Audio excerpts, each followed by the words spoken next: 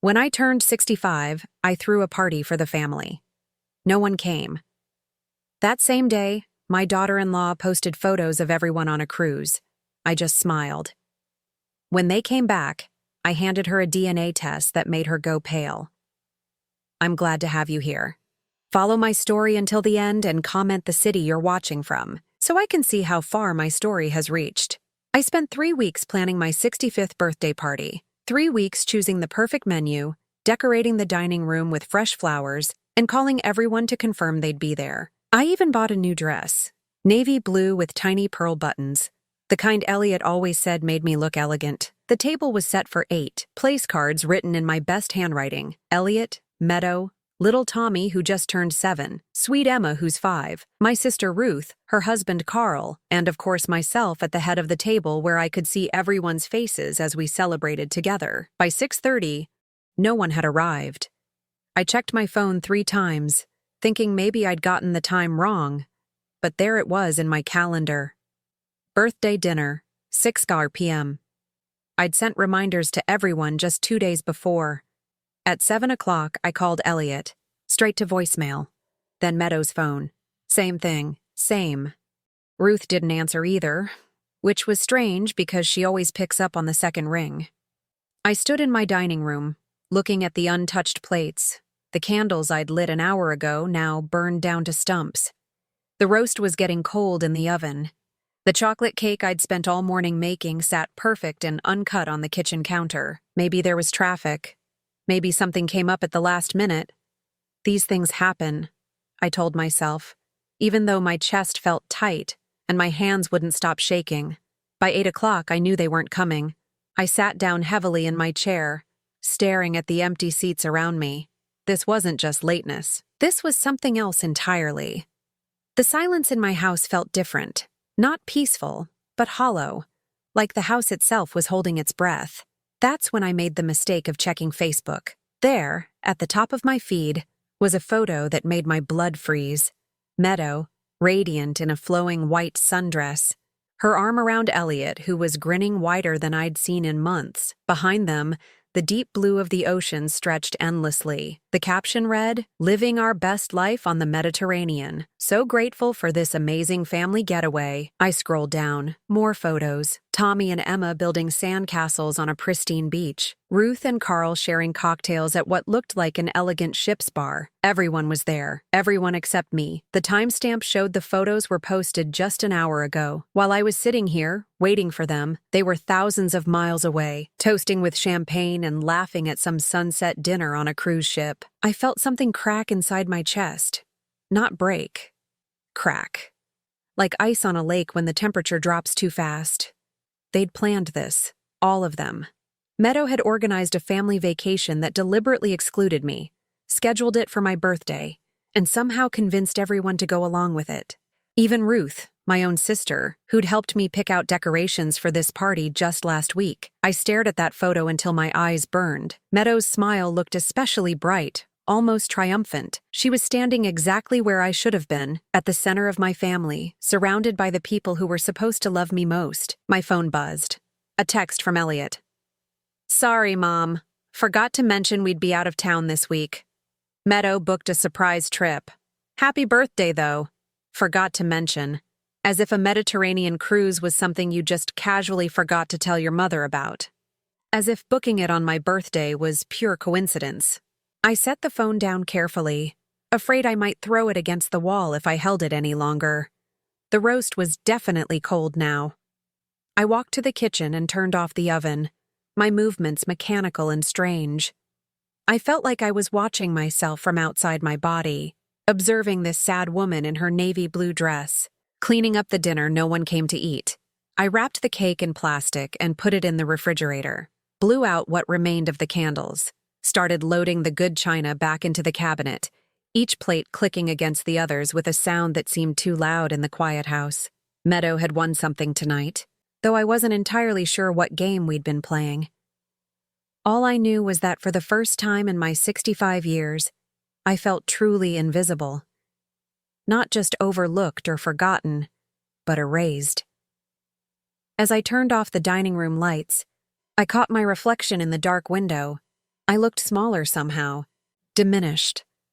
The woman staring back at me had spent decades being the family peacekeeper, the one who smoothed over arguments and remembered everyone's birthdays and anniversations, the one who always put family first.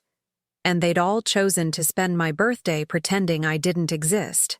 I climbed the stairs to my bedroom, each step heavier than the last. Tomorrow I'd have to face the aftermath.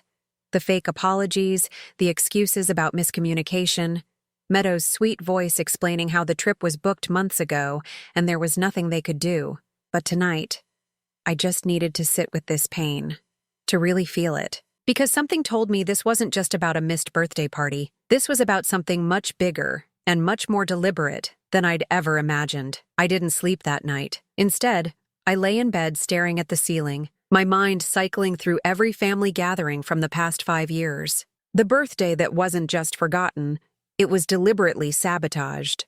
And as the hours crept by, other memories started surfacing, each one more unsettling than the last. Tommy's 4th birthday party. I'd been so excited to see him blow out his candles, but when I arrived at the venue, Meadow met me at the door with that apologetic smile she'd perfected. "Oh, Loretta, didn't Elliot tell you? We had to move the party to tomorrow. Little emergency came up, but I could hear children laughing inside, could see balloons through the window. When I called Elliot later, he seemed genuinely confused. Tomorrow? No, Mom, the party's definitely today.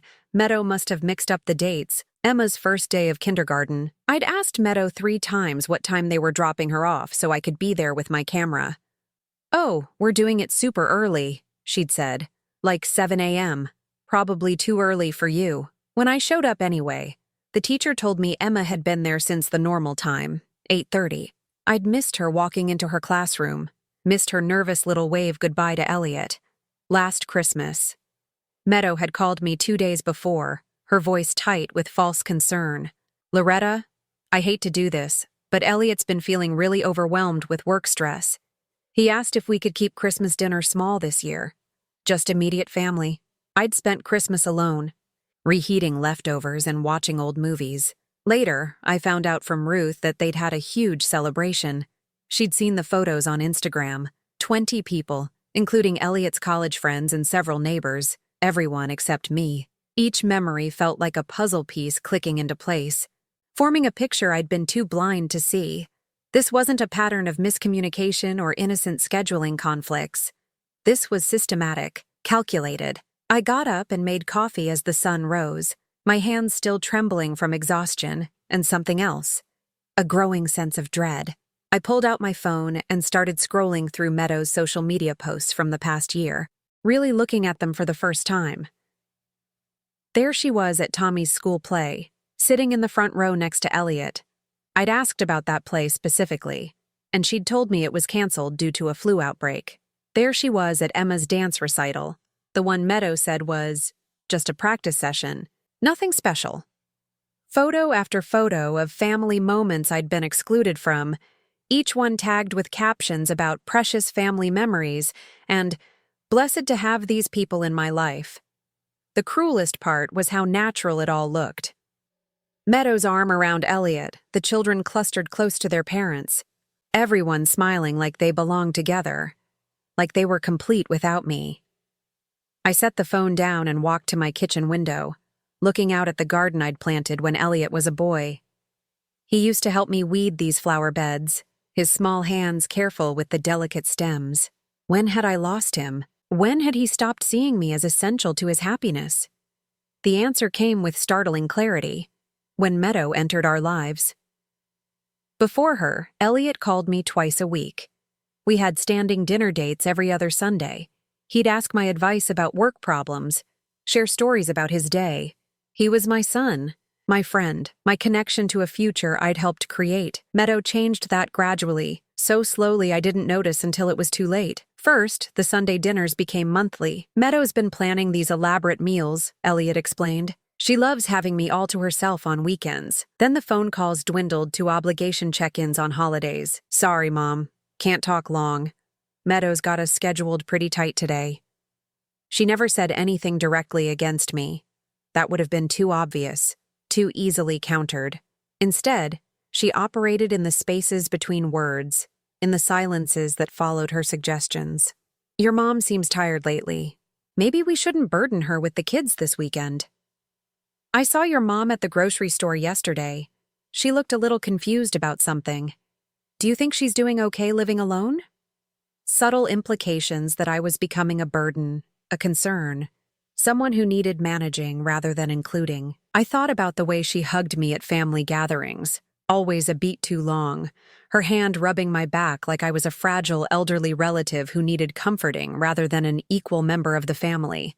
The way she'd interrupt when I was talking to the children, redirecting their attention to something else. Grandma Loretta's had a long day, sweeties. Why don't you show Daddy your new toy instead? And Elliot, my beautiful, trusting son, had absorbed it all without question. He'd started looking at me the way Meadow did, with a mixture of affection and pity, like I was something precious but increasingly irrelevant. The phone rang, startling me from my thoughts. Elliot's name flashed on the screen. Hi, Mom. His voice was cheerful, relaxed in a way that made my chest ache. Just wanted to call and say happy belated birthday. Sorry we missed it, but this trip has been incredible. Meadow really outdid herself with the planning. I gripped the phone tighter. Yes, I saw the photos. Oh, good. Meadow's been posting like crazy. The kids are having such a blast. Tommy learned to snorkel yesterday, and Emma made friends with this little girl from Boston. You would have loved seeing them. Would I? Because from where I sat, it seemed like no one had even noticed I wasn't there. The trip was very last minute, I said carefully. I know, right? Meadow found this amazing deal and just went for it. She's always been spontaneous like that. One of the things I love about her. Spontaneous. That's what he called deliberately booking a cruise on his mother's birthday. Elliot, I started, then stopped. What could I say? That his wife was manipulating him? That she'd spent years systematically excluding me from his life? He'd think I was jealous, bitter, unable to accept that he'd grown up and moved on. Maybe I was all those things, but I was also right. Everything okay, Mom? You sound off. I closed my eyes, feeling the weight of all those lost moments, all those times I'd been edited out of my own family's story. I'm fine, sweetheart. Just tired. Well, get some rest. We'll be back next week, and I promise we'll plan something special to make up for missing your birthday. Another promise from Elliot that Meadow would find a way to break. After I hung up, I sat in my kitchen for a long time, watching the light change as morning moved toward afternoon. I thought about the years ahead. More birthdays spent alone, more grandchildren's milestones missed, more family photos where my absence was so complete it was like I'd never existed at all. For the first time since my husband died 8 years ago, I felt truly orphaned. Not by death this time, but by something arguably worse. By the deliberate, methodical erasure of my place in the only family I had left. But as the anger built in my chest, hot and bright, I realized something else.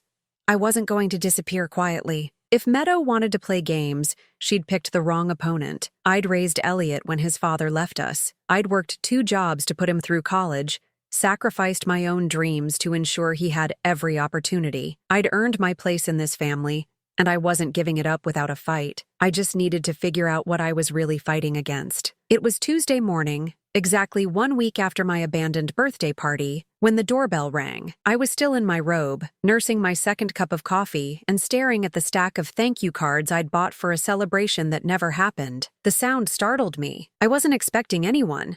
And honestly, unexpected visitors had become rare in my carefully managed social isolation. Through the peephole, I saw a man I didn't recognize, mid-40s maybe, with dark hair and worry lines etched deep around his eyes.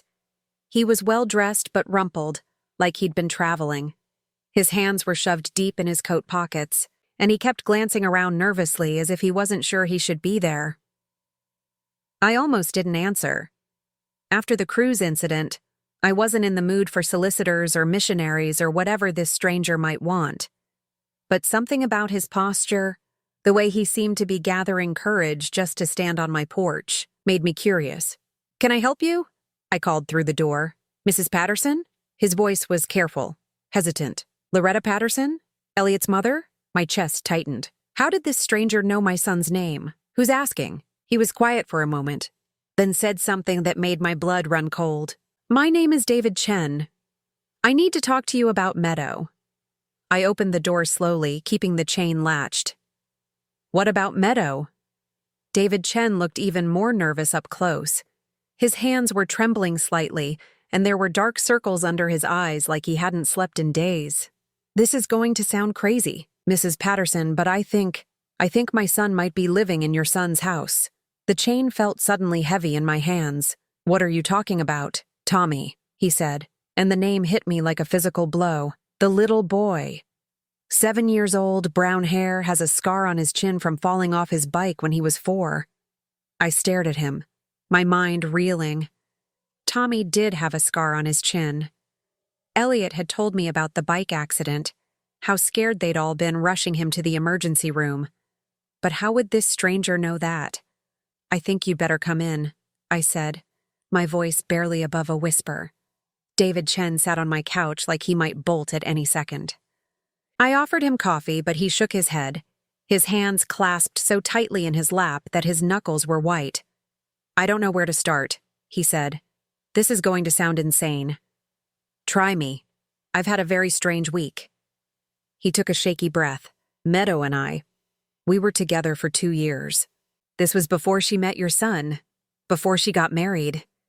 We lived together, talked about marriage, the whole thing. And then she got pregnant. My coffee cup suddenly felt too heavy. I set it down carefully, afraid I might drop it. I was so happy, David continued, his voice thick with old pain. I wanted to marry her immediately, start planning our life together. But Meadow, she kept putting me off, said she needed time to think, wasn't ready for such a big step. Then one day I came home from work and she was gone. Just gone. All her stuff. Everything. Like she'd never lived there at all. Did you look for her? Of course I did.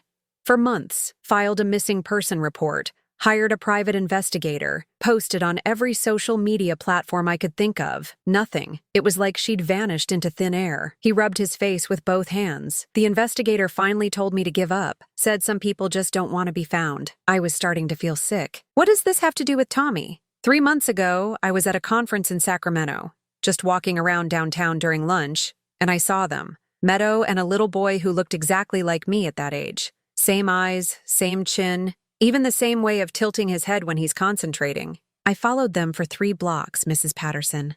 I watched that little boy and I knew he was mine.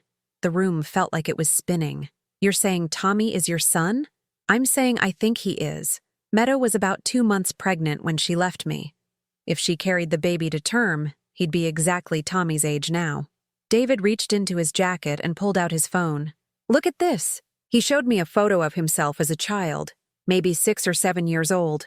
The resemblance to Tommy was unmistakable. The same dark eyes, the same stubborn set to the jaw, even the same slight gap between his front teeth that Tommy was always trying to hide when he smiled. My hands were shaking now. This could be a coincidence. Lots of children look alike. That's what I told myself at first. But then I started digging. David's voice got harder, more determined. I hired another investigator, a better one this time. Meadow Martinez. That's not even her real name, by the way. Her real name is Margaret Winters, and she's done this before. Done what before? Disappeared when things got complicated. Left men when they started asking too many questions. The investigator found 2 other guys, Mrs. Patterson. 2 other men who had relationships with her that ended the same way, suddenly, completely, like she'd never existed. David leaned forward, his eyes intense. One of them thinks she might have been pregnant when she left him too. I felt like I was drowning. Why are you telling me this? Why now? Because I've been watching from a distance for 3 months. Trying to figure out what to do, trying to decide if I had the right to disrupt a child's life based on suspicions and coincidences. His voice cracked. But then I saw the photos from your cruise, the happy family vacation, everyone smiling and laughing, and I realized something that made me sick. What? You weren't in any of the photos. I looked through all of Meadow's social media, Mrs. Patterson. Hundreds of pictures of family gatherings, Birthday parties, holidays. Tommy and Emma are in all of them. Your son Elliot is in most of them. But you're barely there, like you're being written out of your own family's story. The truth of it hit me like a physical blow. I thought about all those missed events, all those last-minute changes and convenient miscommunications. All those times I'd felt like an outsider looking in at my own family. I started thinking about my own experience with Meadow, David continued, how she isolated me from my friends and family near the end, how she made me feel like I was the problem, like I was too demanding, too clingy, how she convinced me that the people who cared about me didn't really understand our relationship. She's doing the same thing to Elliot, I whispered. I think so. And I think she's doing it to you too, which means if Tommy really is my son, he's not the only victim here. You are too. David reached into his coat again and pulled out a manila envelope. This is why I'm here, Mrs. Patterson. Why I finally worked up the courage to knock on your door. What is it?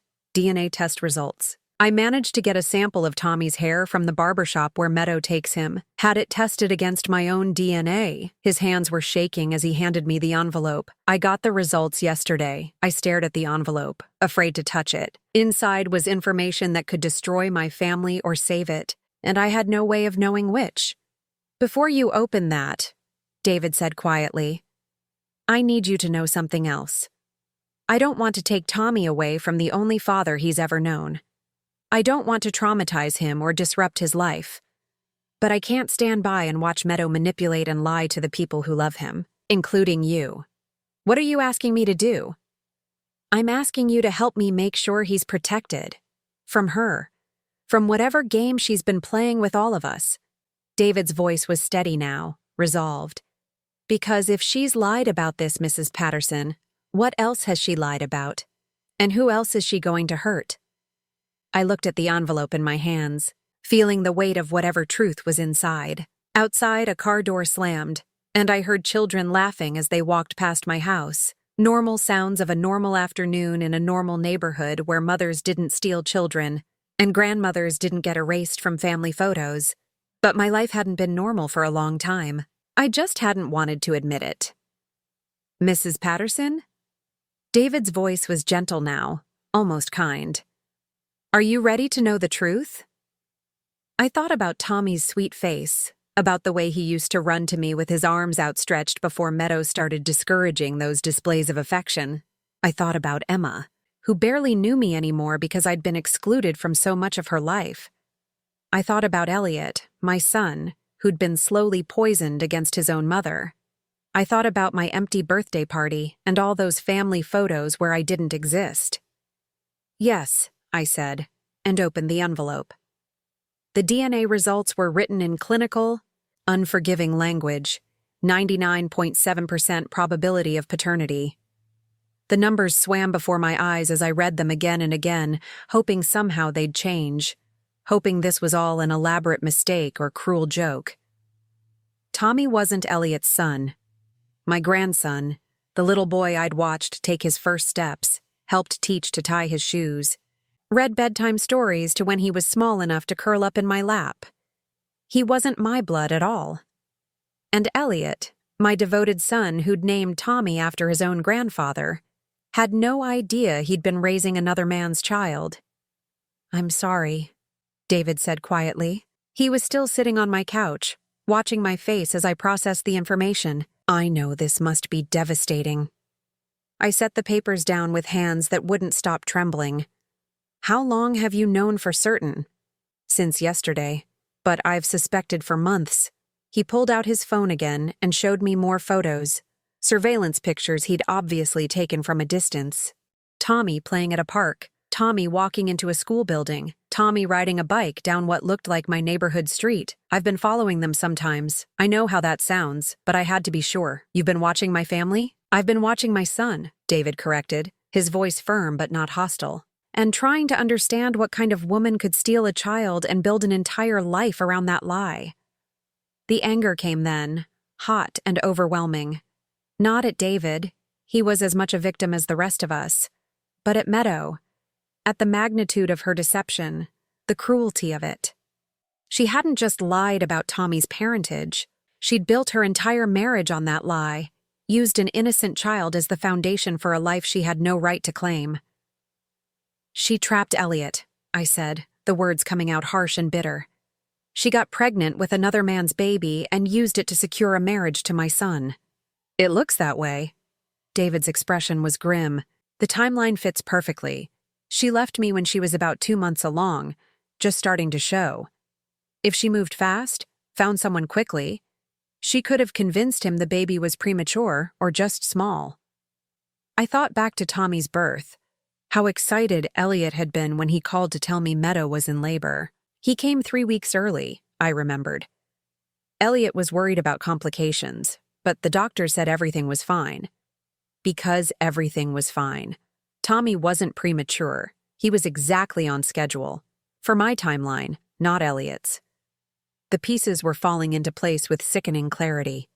Meadow's whirlwind romance with my son, the quick engagement, the wedding that happened barely 6 months after they met. I'd thought it was romantic at the time, true love conquering all.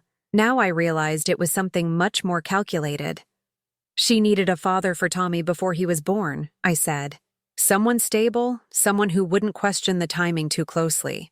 Someone trusting, David added. Someone who wouldn't demand a paternity test because the thought would never occur to him. That was Elliot exactly.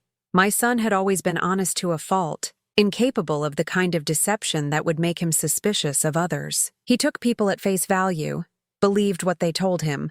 It was one of his best qualities, and Meadow had weaponized it against him.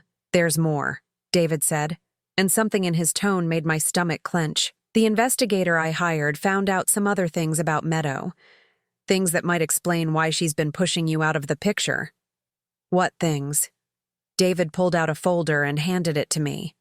Inside were photographs, documents, what looked like copies of official records. Her real name is Margaret Winters. She's 34, not 31 like she told your son. She grew up in foster care, aged out of the system at 18. No family, no real connections anywhere. I studied a photograph that looked like it came from a high school yearbook. The face was definitely Meadow, but younger, harder somehow. Her hair was different, darker, and there was something in her eyes that I'd never seen in the woman who married my son. A kind of desperate hunger. She's been married before, David continued. Twice. Once to a man named Robert Kim in Nevada, once to someone called James Fletcher in Oregon.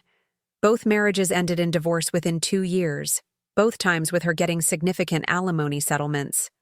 She's done this before, I whispered. The pattern's always the same. She meets a man with money or stability, moves fast to lock him down, then systematically isolates him from his support system.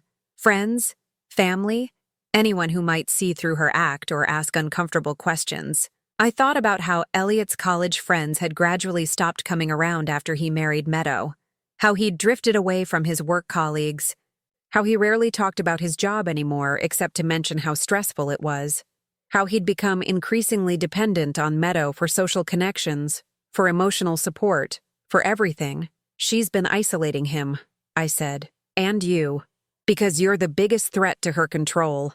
Mothers see things other people miss. They ask questions. They remember details from before she came along. David leaned forward, his expression intense. She needed you out of the picture, Mrs. Patterson. Not just distant, completely erased. That's why the birthday party sabotage. That's why all the missed events and miscommunications. She's been systematically training your family to function without you. The cruelty of it took my breath away. But why? If she already had Elliot, if he believed Tommy was his son, why go to such lengths to exclude me? Because you're a witness to the timeline. You remember when they met, when she got pregnant, when Tommy was born. If you'd ever started asking questions, comparing dates, you might have figured out the truth. David's voice was quiet but certain. She needed you to become irrelevant before you became dangerous. I stood up abruptly, pacing to the window where I could see the street where Tommy had learned to ride his bike. The little boy I'd cheered for, bandaged his scraped knees, celebrated every milestone with. He was still the same child, still sweet and funny and bright. But everything about his place in our family was a lie. What about Emma? I asked, dreading the answer. As far as I can tell, Emma really is Elliot's daughter. Born 2 years after Tommy, during a time when Meadow and your son were definitely together. But Mrs. Patterson, David hesitated. What? Emma's birth might have been calculated too. A way to make sure Elliot never questioned Tommy's parentage. If Meadow could give him a biological child, he'd be less likely to doubt that Tommy was his too. And it would cement their relationship even further. I felt sick. Everything about my son's marriage, his family, his life for the past 7 years had been orchestrated by a woman who saw him not as a person to love, but as a resource to exploit. And she'd used children, innocent children, as tools in her manipulation. Tommy doesn't know, does he? I asked. Of course not. He's 7 years old. As far as he's concerned, Elliot is his father and always has been. And Emma? She doesn't know either. She just thinks she has a big brother who looks different from her. Kids don't question these things, but adults did. Or they should. And I was starting to understand why Meadow had worked so hard to make me irrelevant.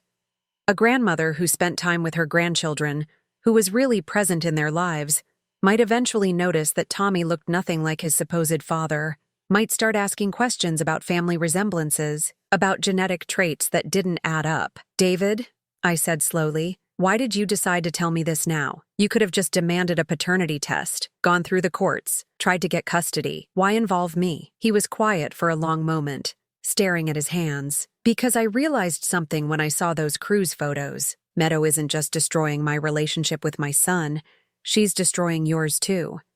And if we don't stop her, she's going to keep doing it to other people. What do you mean? She's already starting to pull back from Elliot's friends, from his work colleagues, making him more and more dependent on her for everything. And she's teaching the kids to see him as the only parent who really matters. Tommy barely talks about you anymore when I've watched them at the park. It's like she's erasing you from his memory. The truth of that hit me like a physical blow. I thought about how different Tommy had become in recent months, how he'd stopped running to hug me when I visited, how he'd started looking to Meadow for permission before talking to me. I'd thought he was just growing up, becoming more independent. But maybe it was something else entirely. She's going to discard Elliot eventually, David continued, just like she discarded me. Just like she discarded her previous husbands. But first, she's going to make sure he has nothing left except her and the kids. No friends, no family, no support system. When she's ready to move on, he'll be completely alone. I closed my eyes, seeing my son's future stretched out before him, isolated, abandoned, probably broke if Meadow was as calculating as she appeared to be, and the children, caught in the middle of it all, used as pawns in a game they didn't even know they were playing. What do you want me to do? I asked. David stood up, gathering his papers and photos.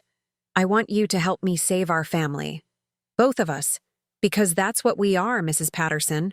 Family. You're Tommy's grandmother in every way that matters, even if we don't share DNA. And I'm not going to let Meadow destroy that just because she's afraid of the truth. He handed me a business card with his contact information. Think about it, but don't think too long.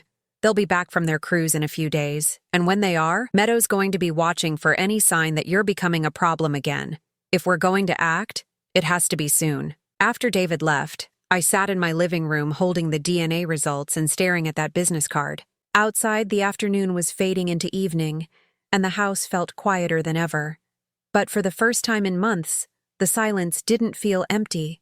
It felt like the calm before a storm, because Meadow Martinez, or Margaret Winters, or whatever her real name was, had made a critical mistake. She'd thought she could erase me completely, make me irrelevant to my own family's story. But I wasn't gone yet, and now that I knew what she really was, I wasn't going anywhere. I called Elliot 3 days after the family returned from their cruise. My voice was steady, practiced. I'd rehearsed this conversation a dozen times in my head. Hi, sweetheart. I was wondering if we could all get together for dinner this weekend. I have something important I'd like to discuss with you and Meadow. There was a pause on the other end. Is everything okay, Mom? You sound serious. Everything's fine. I just think it's time we had a real family conversation. About us. About the future. I've been doing some thinking while you were away. Another pause. Longer this time. I could hear Meadow's voice in the background, though I couldn't make out the words. When Elliot came back on the line, his tone was more cautious. Meadow wants to know what kind of conversation. She's concerned that you might be upset about the cruise timing. Of course she was concerned. Meadow's instincts were sharp. She could probably sense that something had shifted, even through the phone. Tell Meadow I'm not upset about anything. I just think it's important for families to communicate openly. Don't you? Saturday evening would be perfect. I'll cook. Let me check with Meadow and get back to you. The fact that my 38-year-old son needed to check with his wife about having dinner with his mother would have been laughable if it weren't so heartbreaking. But I kept my voice light. Of course. Let me know. He called back 2 hours later. Saturday works? 6 o'clock? Perfect. I'm looking forward to seeing everyone. That was Thursday. I spent Friday preparing for what I knew would be the most important conversation of my life. David and I had met twice more since his first visit, planning carefully how to present the truth in a way that would protect Tommy while exposing Meadow's deception. The DNA results were safely tucked in a manila folder on my kitchen counter, along with copies of the documents David's investigator had found. Margaret Winter's real identity, her previous marriages, the timeline that proved Tommy couldn't be Elliot's biological son. Everything we needed to strip away the lies Meadow had built her life on. I made Elliot's favorite meal, pot roast with garlic mashed potatoes and the green beans he'd loved since childhood. If this was going to be the last family dinner we ever shared, I wanted it to be memorable for the right reasons, at least initially. Saturday evening arrived gray and drizzly, typical October weather. I set the dining room table with my good china, the same dishes I'd planned to use for my birthday celebration 2 weeks ago. The irony wasn't lost on me. They arrived precisely at 6. Meadow was wearing a flowing cream-colored dress that made her look younger, more innocent. Her hair was perfectly styled, her makeup flawless. She looked like the picture of a devoted wife and mother, someone incapable of deception. Tommy bounded through the door first, all 7-year-old energy and excitement. Grandma Loretta! I learned to swim on the cruise. Want to see me do the doggy paddle? My heart clenched as I hugged him, knowing what I was about to reveal would change everything for this innocent child. Maybe after dinner, sweetheart. Go wash your hands. Emma followed more quietly, clutching a small doll with tangled hair. At 5, she was more reserved than her brother, more cautious around me since Meadow had started discouraging their affection. But she still let me kiss her forehead before following Tommy to the bathroom. Elliot hugged me warmly, and for a moment, I could pretend this was just a normal family dinner. Something smells incredible, Mom. I've missed your cooking. You look tired, I observed. He did. There were new lines around his eyes, and he'd lost weight. Work's been brutal lately. The mergers got everyone stressed. He glanced at Meadow, who was examining my living room like she was cataloging potential problems. But Meadow keeps telling me I need to find a better work-life balance. Stress is so bad for your health, Meadow said, appearing beside us with that practiced smile. I keep encouraging Elliot to consider early retirement. We could travel more, spend more time with the children. Early retirement at 38. Another way to make Elliot completely dependent on her, cutting him off from his professional identity and income.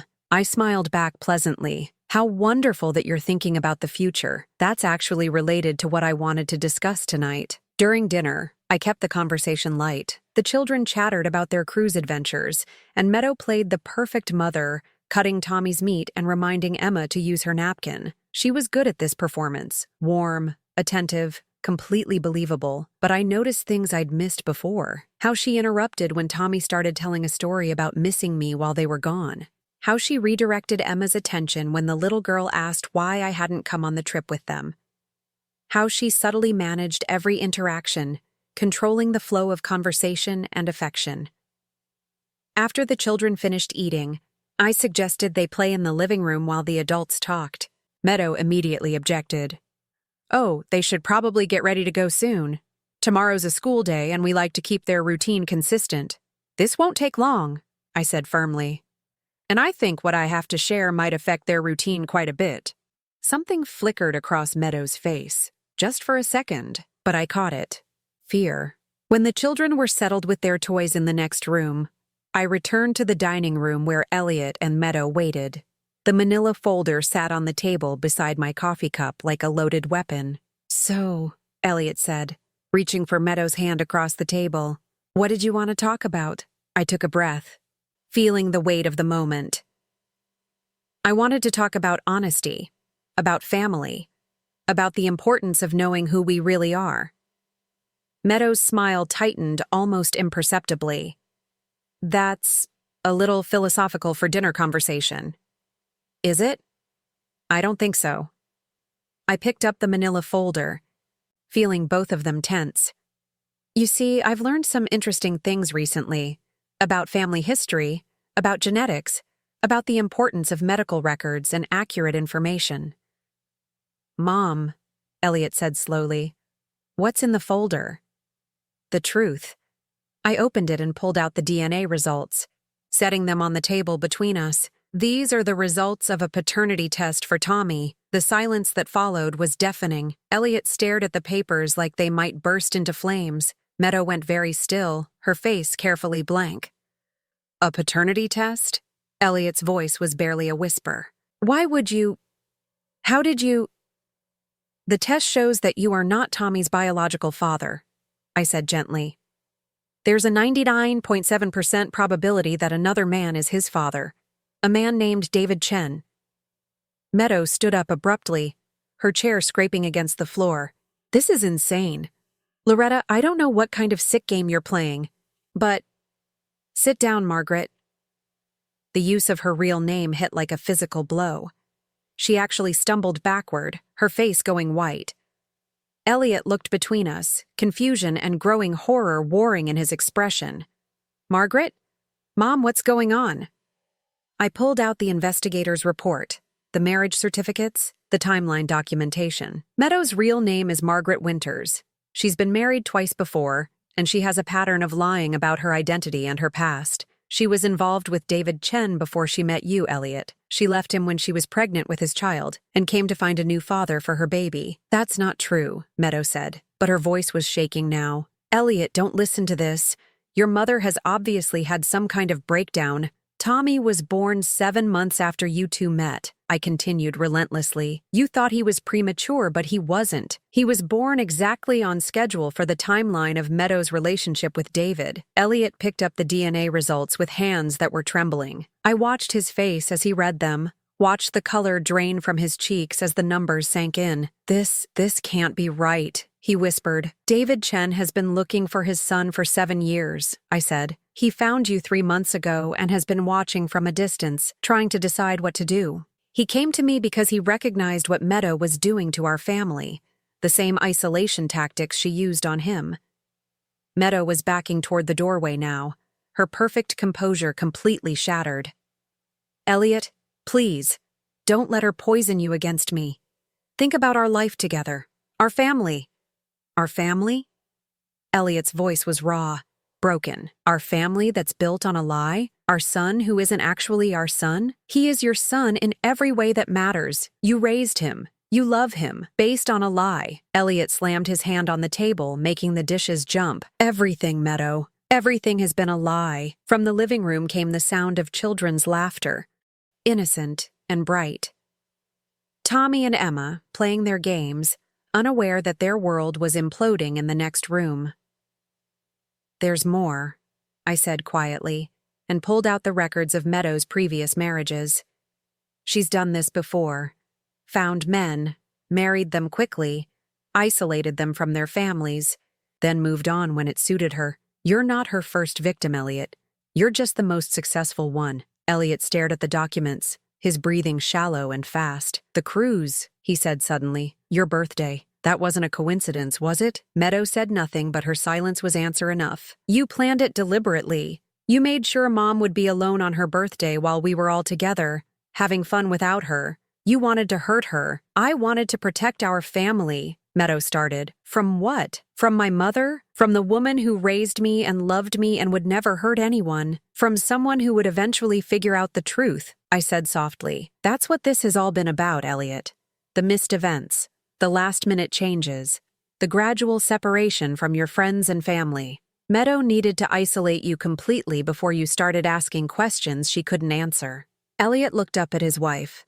His wife who wasn't who she claimed to be, whose entire life with him was built on deception. Is any of it real? Do you love me at all? Or was I just convenient? For the first time since I'd known her, Meadow had no answer. No smooth deflection, no manipulation, no perfectly crafted response. She just stood there, exposed and silent. That silence told us everything we needed to know. From the living room, Tommy called out, "Daddy, can we have ice cream?" Elliot closed his eyes, and I saw a tear slip down his cheek. "What do I tell them?" he whispered. "How do I explain this to the children?" "We'll figure it out," I said, reaching across the table to take his hand. "Together, as a family." "But Tommy is still your son in every way that matters. That doesn't change. But he also has a biological father who loves him and wants to be part of his life.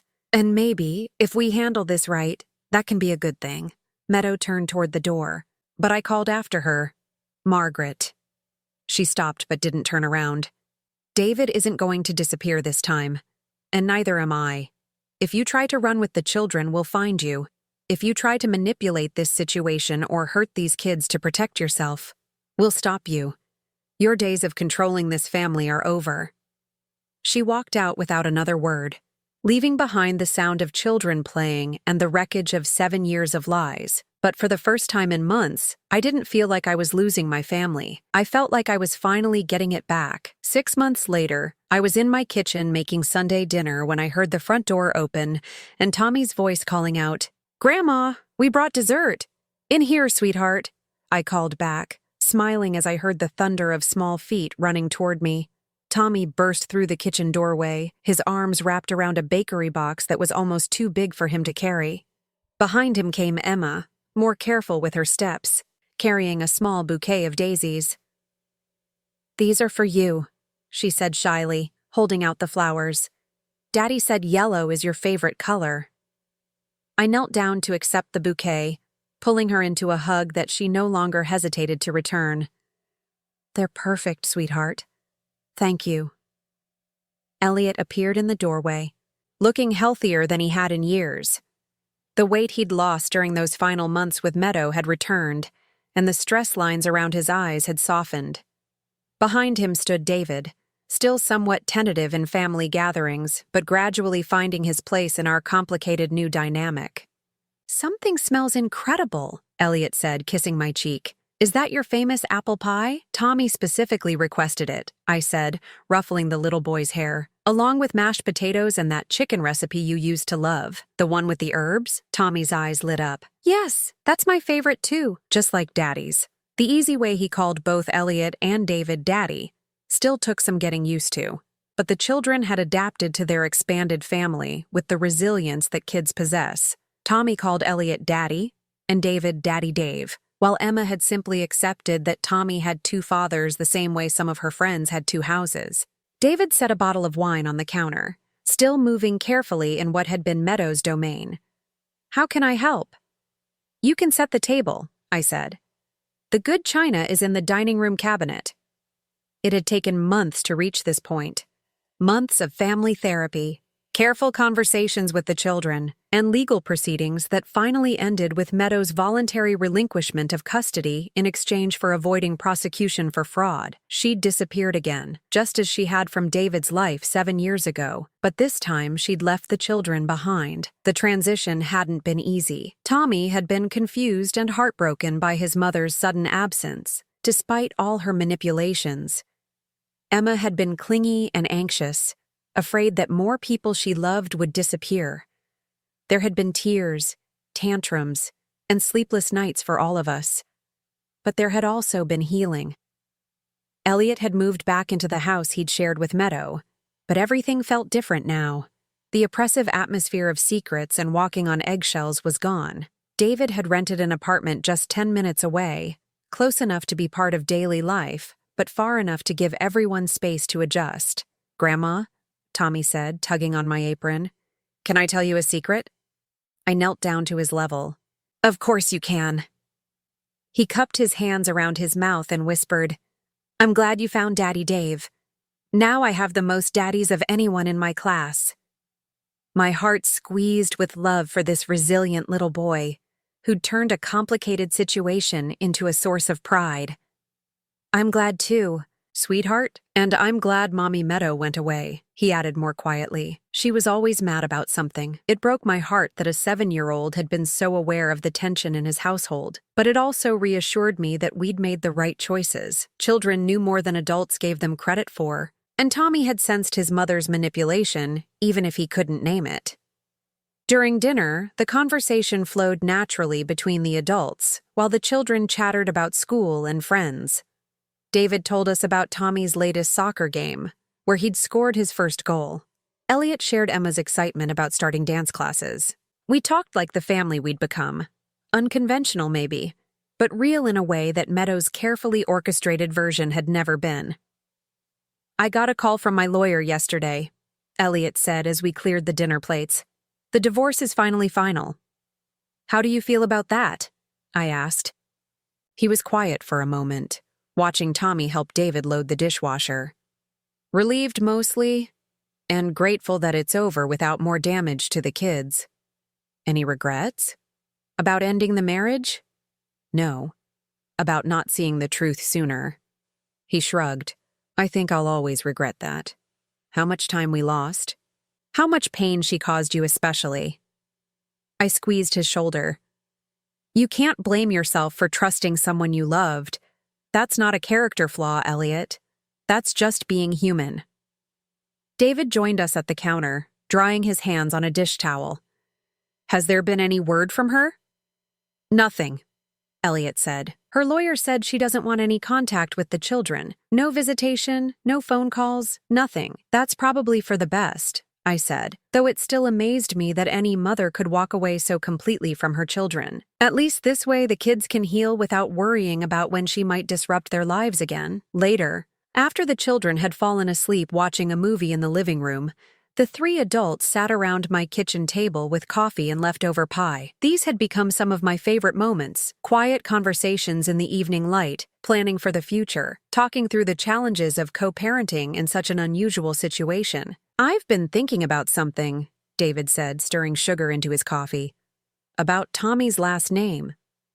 Elliot looked up sharply. What about it? He's been Patterson his whole life. That's his identity, his school records, everything. I don't want to change that. But I was wondering, David hesitated, then pushed forward. Would it be okay if I took your name too? Officially, I mean. David Patterson Chen. So Tommy and I would share part of a name, but he'd still be connected to you and your family history. The gesture was so thoughtful, so carefully designed to honor everyone's place in Tommy's life, that I felt tears prick my eyes. Elliot looked stunned. You'd do that? I want Tommy to know that families can be complicated without being broken, David said. I want him to understand that loving someone doesn't mean you have to choose sides or pretend other relationships don't matter. Elliot reached across the table and shook David's hand. I think that's perfect. As the evening wound down and David prepared to take the children to his apartment for their weekly overnight stay, I pulled him aside. Thank you, I said quietly. For what? For saving my family. For having the courage to tell me the truth when it would have been easier to just disappear again. David was quiet for a moment, watching Tommy gather his backpack and favorite stuffed animal. You know what I realized that day I came to your door? I wasn't just losing my son. You were losing your family too. Meadow was taking all of us away from each other, piece by piece. But we stopped her. We did. He smiled, and for the first time since I'd met him, it reached his eyes completely. And look what we built instead. I looked around my house, at the children's artwork taped to the refrigerator, at Emma's forgotten sweater draped over a chair, at the family photos that now included David and truly reflected our reality. It wasn't the family I'd imagined when Elliot first got married, but it was infinitely better than the hollow performance Meadow had orchestrated. After everyone left, I sat in my living room with a cup of tea, reflecting on how dramatically my life had changed since that devastating birthday 6 months ago. The empty house that had felt like a tomb now hummed with the echoes of family life. Children's laughter. David's careful questions about family traditions. Elliot's relieved conversation about his future plans. My phone buzzed with a text from Elliot. "Thanks for dinner, Mom. The kids are asking if we can do this every Sunday." I told them that was up to Grandma. I typed back, "Every Sunday sounds perfect. This is what families do." His response came quickly. "Yes, this is what real families do." I set the phone aside and looked at the framed photo on my side table. A picture from last month's trip to the zoo, all 5 of us crowded together in front of the elephant enclosure. Tommy was perched on David's shoulders while Emma held tight to my hand. Elliot stood in the middle, one arm around me and the other around David, grinning like he'd just remembered what happiness felt like. We looked like what we were, a family that had been broken apart and put back together in a new configuration, stronger and more honest than before, not conventional, but real, not perfect, but true. The house settled around me as night fell, but it didn't feel empty anymore. It felt full of possibilities, full of the love that Meadow had tried so hard to destroy, but had never quite managed to extinguish. I'd thought my 65th birthday had marked the end of my relevance to my family's story. Instead, it had marked the beginning of a new chapter, one where love wasn't conditional, where truth mattered more than appearance, and where being a grandmother meant protecting your grandchildren from anyone who would use them as weapons, even their own mother. Tomorrow was Monday, which meant Tommy had soccer practice and Emma had her dance class. David would pick up Tommy while Elliot took Emma, and they'd both end up back here for homework and dinner. It was the kind of routine that Meadow would have controlled and manipulated, but that now flowed naturally from our genuine care for each other. As I turned off the lights and headed upstairs, I thought about the woman who'd tried to erase me from my own family's life. Somewhere out there, Meadow was probably spinning a new identity, crafting a new story, looking for a new family to infiltrate and control. But she'd left something behind that she'd never be able to replace. The love between people who chose to fight for each other instead of giving up. She'd taught us all what we didn't want to be, and in doing so, she'd helped us become exactly who we were meant to be. For that, if nothing else, I supposed I owed her a twisted kind of gratitude. But mostly, I just felt sorry for her. She'd had a real family within her grasp, flawed and complicated, but genuine, and she'd thrown it away for the hollow satisfaction of control, her loss. Our gain. And finally, after months of feeling like a ghost in my own life, I was home. Now I'm curious about you who listened to my story. What would you do if you were in my place? Have you ever been through something similar? Comment below. And meanwhile, I'm leaving on the final screen 2 other stories that are channel favorites, and they will definitely surprise you. Thank you for watching until here.